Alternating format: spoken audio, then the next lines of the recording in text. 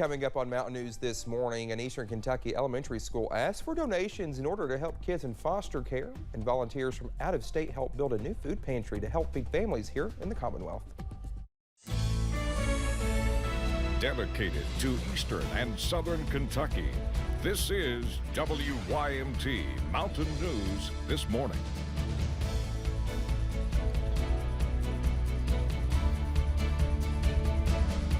All right, well, it's 6:30 on this hump day. I'm Dakota Makris. We're just almost to the weekend. Let's head over to Brandon for a look at your weather this morning. Brandon, calm this morning, unlike yesterday when you could just hear the pitter-pattering of the rain, and it was so peaceful. It was so peaceful. It wasn't reindeer hoofs either. We're not quite yet. There yet. Not yet. But you could hear the rain pitter-pattering on the roof. Yeah. But yeah, hopefully before too long, we'll hear that pitter-patter from Rudolph and the other reindeer. I'm jazzed for it. I'm ready. I'm ready. I'm ready. We'll have the countdown in a few minutes, but let's talk about the forecast this morning first. And you'll see some cold temperatures and some fog. And the fog is actually getting worse in some of those eastern counties this morning. Logan, Prestonsburg, Hazard, all at zero visibility. Anything less than 5 miles on this map, which also includes Williamsburg, Middlesboro, Harlan, and Pikeville. Also Wise, too. Be extra careful out there this morning. UVA-wise this morning, we're starting to see a little bit of fog try to come into play over that way this morning, but nothing too crazy right now. It's up at the airport, the Lonesome Pine Airport, where we're seeing that dense fog. And we're also seeing temperatures right about 30 there in Wise, also 30 Ashland, Moorhead, and in Williamsburg this morning, 28 in Irvin, they're back up a degree, and 36 in Jacksboro and Logan. Somerset's down to 34. 47 this afternoon. A little bit of frost possible at times this morning. Frost advisory continues for some until 10 a.m. Freeze warning for everybody else. And then we see again some frost and freeze warnings again tonight as we see temperatures drop into the low 30s, maybe even upper 20s in spots. Dakota? All right, Brendan, thank you. Well, the president of Georgetown College is out. The Board of Trustees voted Monday to terminate the employment of William Jones. His firing comes after the college was informed Sunday afternoon of allegations of sexual assault against a female college employee. Jones is also accused of behaving inappropriately with another female employee. Dr. Rosemary Allen, the college's provost, is now acting president. The college says the sexual allegations are under investigation. Well, we have more information involving the principal of Hazard High School and the mayor of Hazard, Happy Mabellini. The Courier-Journal reports Mabellini renewed his teaching license in 2020, but did not tell state officials he was involved in a lawsuit. By not sharing this information, he may have violated state law. The newspaper says Kentucky teachers are asked about allegations of misconduct when renewing teaching certifications. He renewed his license in 2020 while the lawsuit was active. He also signed a section of his application that said false or inaccurate information can lead to a certification being revoked. One man is recovering in the hospital this morning following a police chase through parts of 2 counties.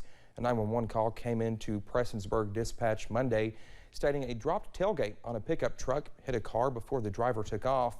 Police later spotted a truck matching the description near the Lake Drive and Court Street intersection, which then took off again when they tried to stop him. Officers chased the truck down Kentucky 321 into Johnson County. The driver, later identified as James J. Evans of Paintsville, lost control and crashed near Paintsville Walmart. He faces several charges once he is released.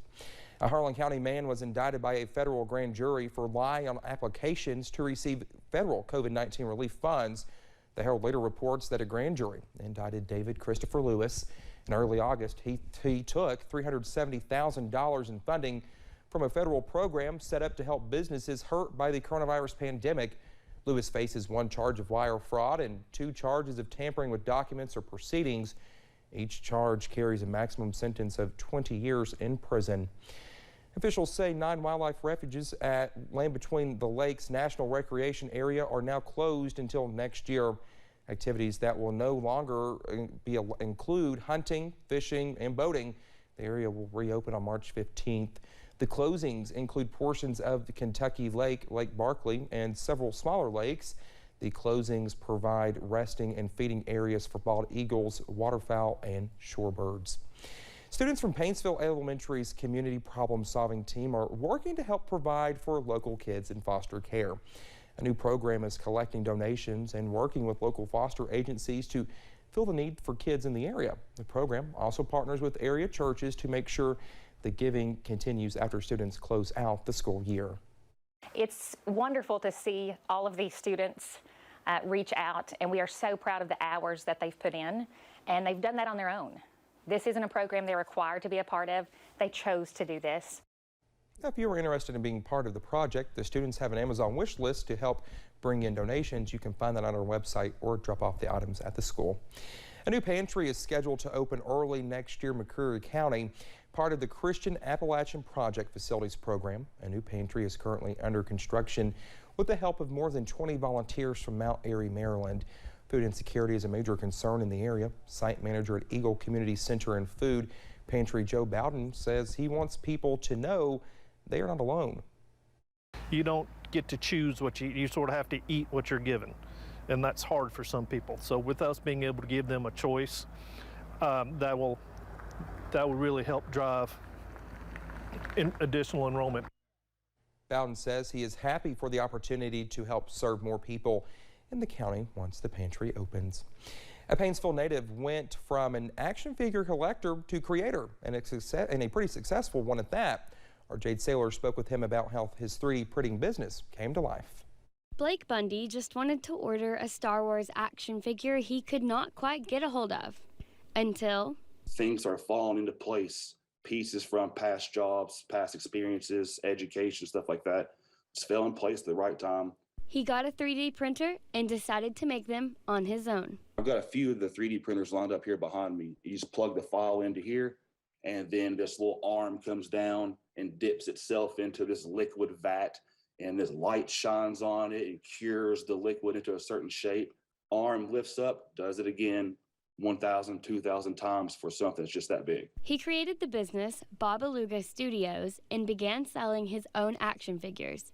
Blake handles the creative designs while his wife Chelsea takes care of the business side of things. The correlations just being a bootleg toy maker and the correlations with Kentucky and bootlegging just resonate so well that it was the perfect match for us. The designs got big fast, and they were able to get their figures into some of the most prestigious Star Wars collections in the world. Being able to do something like this to show people, hey, I came from Eastern Kentucky in the mountains. I'm working with some of the most advanced technologies, printing things. This is cutting edge stuff. It really warms our hearts, and it's a sense of pride. Bundy hopes to one day make this his full-time career. Jade Saylor, WYMT Mountain News. It's one of the largest events the Kentucky Derby Festival puts on, and after a year or two of having to make a lot of changes, officials are just excited to be able to put the race back on. In 2020, there was no Kentucky Derby Festival Marathon earlier this year and had to be split up over 4 days. But if all goes according to plan for 2022, the mini and marathon could return to its former glory. We bring people in from all over the country, actually a couple different countries, and really get to show off our city. You know, they get to run through all different parts of the city, you know, starting at Slugger Field, ending at Lim Family Stadium as our finish line sponsor, and just getting to kind of show off all different aspects of the city. Teaming up with GE Appliances this year, KDF will start the races on April 30th at 7 a.m. You can register now. Corbin officials are preparing for the Colonel Sanders Half Marathon and 10K race. Featuring a 13 and 6 mile race, the event has seen a strong response with more than 200 participants signed up, 60% of which are coming from out of state. Corbin Tourism Executive Director Maggie Mulholland says all proceeds are going towards the Corbin Backpack Program. And that program, of course, helps to feed children in Corbin, Whitley, and Knox County schools. So we feel really good about being able to raise a significant amount of money to help that program. Mulholland says the event will take place downtown on Saturday, November 13th. A Kentucky filmmaker is debuting his latest work in the city it was created in. Titled The Arbors, the film is inspired by the idea of memories. It tells the story of two kids having to sit next to each other on the bus after the last day of school. Debuting at the Tri-County Cineplex in Corbin, director Matthew Smitley says this is just the first step. When the Kentucky Theater opens up in December, we'd love to get a hold of them just because that's another special theater for me. And I know the manager, Fred, great guy, and just, you know, what better way, in my opinion, to reopen a Kentucky theater with a Kentucky film. The film premieres this Thursday at 8 p.m. Experts are encouraging you to start your Christmas shopping early, and you may want to start your Christmas tree shopping early too if you're buying a real one. Tree farm owners say they've had more calls this time of year to reserve trees. Barker's Christmas Tree Farm in Lexington says in just the first 2 days of the month, it already has roughly 600 reservations. Other tree business owners say they are in a familiar situation. If we cut into next year's tree, into the 5-foot, 6-foot patch right now, then we won't have the big ones for next year. And so we have to not get greedy and push into next year's trees. Owners say besides our wetter than usual weather pattern, the growing season has been nearly perfect for the trees, and the freezing weather this week won't impact them either.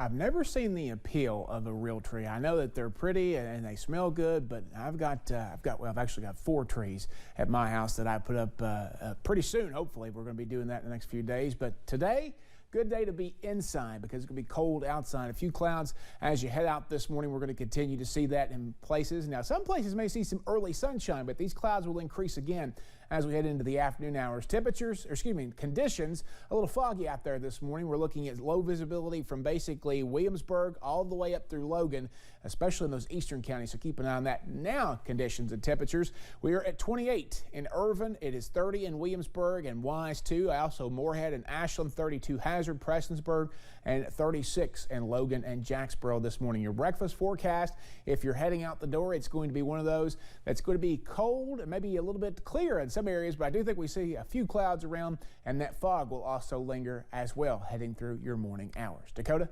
All right, Brendan, thank you so much, and thank you for joining us. The time is 6:41. Still to come here on Mountain News this morning. The NRA might be in some trouble due to its funding of certain political candidates. Find out when we come back.